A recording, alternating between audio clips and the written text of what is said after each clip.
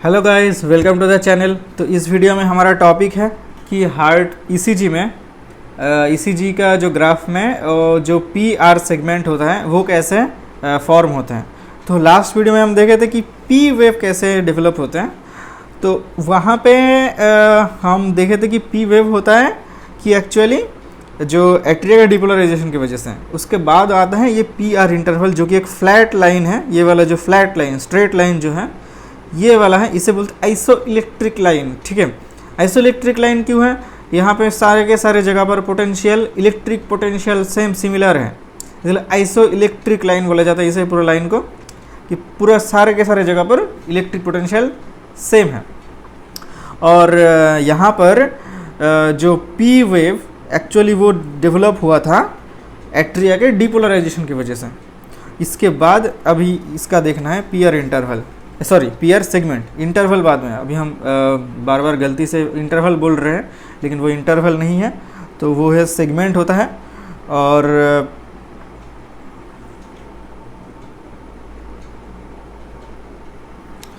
P R segment होता है, तो इसके वजह से हाँ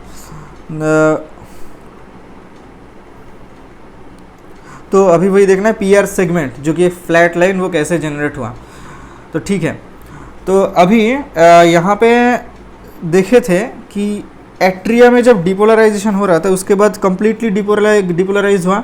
उसके बाद जो कार्डियक इम्पल्स है यहाँ से इस डायरेक्शन से यहाँ पे आना चाहिए था, वेंट्रिकल में आना चाहिए था, लेकिन यहाँ पे एक फाइब्रस एन्यूलस है। फाइब्रस एन्यूलस जो है ये वाला पोर्शन, जहाँ पे जिसके मिडिल पे एवी नोड रहता है, ये होता है फाइब्रस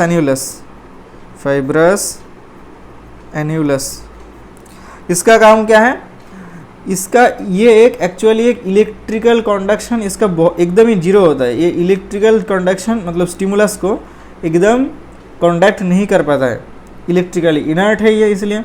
और यहाँ पे आकर के इसीलिए मैक्सिमम जो पोटेंशियल मतलब कार्डियक इम्पल्स होता है वो मतलब डिसअपियर कर जाता है, वो the cardiac impulses die. Okay, the stimulus after the depolarization, all the cells of atria stimulus move towards the fibrous annulus की तरफ आता है और मैक्सिमम डाई। ओके, सारे के सारे मतलब मर जाते हैं, लेकिन मतलब वही वैनिश हो जाते हैं, लेकिन कुछ इम्पल्स यहाँ से होकर के जाते हैं। यहाँ से ये एक विंडो है, एक टाइप के इलेक्ट्रिकल विंडो, जिसका काम है इम्पल्स को एट्रिया से वेंट्रिकल में ले जाना। और ये जाते हैं सिर्फ ये छोटा जगह से, इसे बोलते हैं हम एवी नोड। अभी ये स्टिमुलस, कुछ स्टिमुलस है एवी नोड के थ्रू जाएगा। अभी एक एवी नोड में अभी एवी नोड के लिए ये वाला पी आर सेगमेंट जनरेट होता है। अभी ये क्यों होता है? क्योंकि एवी नोड एक स्पेशलाइज्ड, ये भी एक स्पेशलाइज्ड मायोकार्डियल सेल होता है।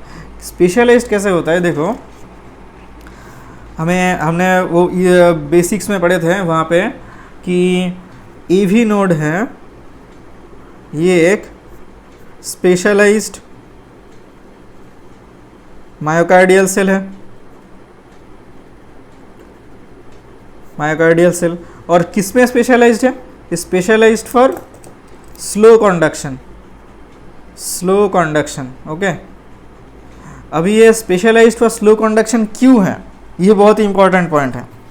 अभी स्पेशलाइज्ड इसलिए है, देखो अगर इस पॉइंट को कहाँ पे, इस पॉइंट को अगर मतलब थोड़ा बड़ा करके अगर हम ड्रॉ करें तो दिखता है थोड़ा कुछ ऐसा।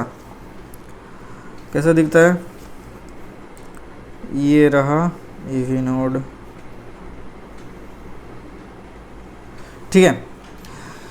ऊपर है एट्रिया, नीचे वेंट्रिकल, लिख लेते हैं यहाँ पे है एट्रिया, नीचे है वेंट्रिकल।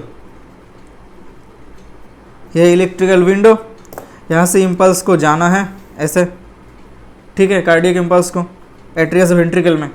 लेकिन एक ट्विस्ट है, एट्रिया का जो सेल होता है वो ऐसे जो हमारा इलेक्ट्रिकल पोटेंशियल है उसके डायरेक्शन में नहीं रहता है, उसके डायरेक्शन के साथ 90 डिग्री एंगल में रहता है। ऐसे बहुत सारे सेल होता है। इतने सारे सेल ड्रॉ करने की वजह यही है क्योंकि इसका सेल का कुछ पॉइंट है, इम्पॉर्टेंट फीचर है कि बहुत ही छोटे छोटे इसमें सेल होते हैं, मतलब एवी नोड के, और बहुत ज़्यादा नंबर में रहते हैं, और वो सारा सब सेल वो इलेक्ट्रिकल कार्डियक इम्पल्स के प्रवाह में 90 डिग्री एंगल में रहते हैं। तो यहाँ पे कुछ पॉइंट्स, इसका कुछ स्पेशल पॉइंट है एवी नोड के। ये सेल स्मॉल होते हैं, और यहाँ पे हम जानते हैं कि कार्डियक गैप जंक्शन जो है, जो एक सेल से और एक सेल को कनेक्ट करते हैं, इंटरकनेक्टेड रहता है हर एक सेल, वहाँ पे ये एवी नोड पे जो कार्डियक गैप जंक्शन में कार्डियक गैप जंक्शन है वो बहुत कम है, बहुत कम, ठीक है, बहुत कम होता ही है कार्डियक गैप जंक्शन।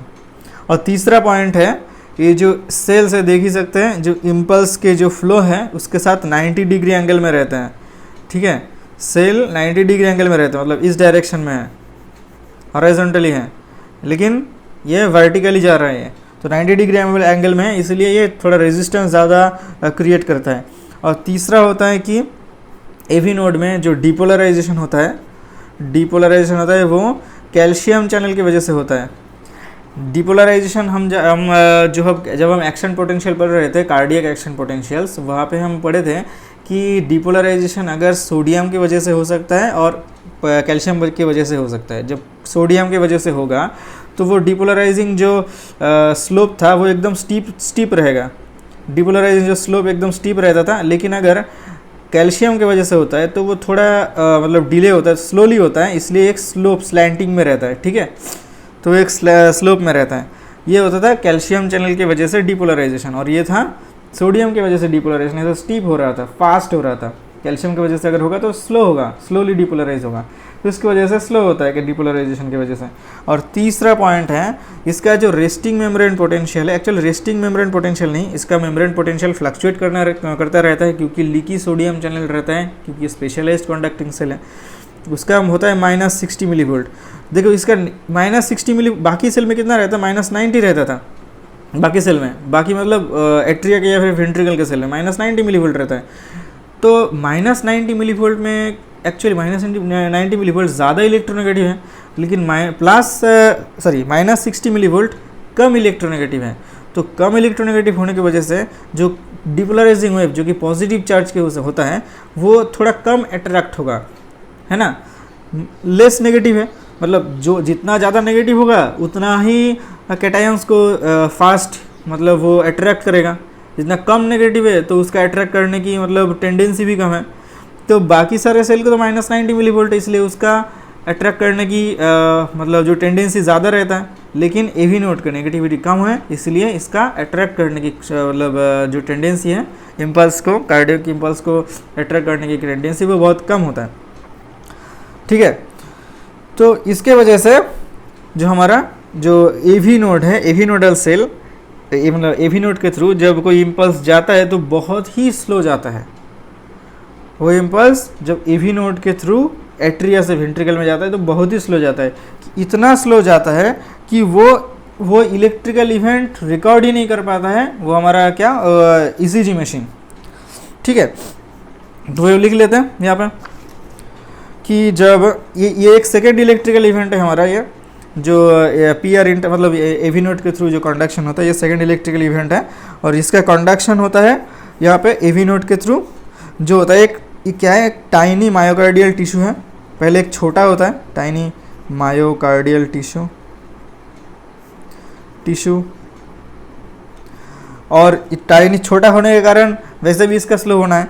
और दूसरा है क्या, इलेक्ट्रिकल जो वेक्टर प्रोड्यूस होता है वो बहुत ही स्मॉल होते हैं, क्योंकि इसका देख ही चुके हैं कि इसमें पहला तो स्मॉल, ये 4 रीज़न की वजह से, 4-5 रीज़न की वजह से जो इलेक्ट्रिकल वेक्टर जो जनरेट होता है वो वेरी वेरी स्मॉल होता है, वेक्टर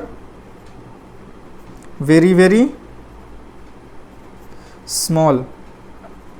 अगर स्मॉल होगा तो इतना स्मॉल होता है कि वो ईसीजी मशीन यहाँ पे लिख लेते, ईसीजी मशीन doesn't pick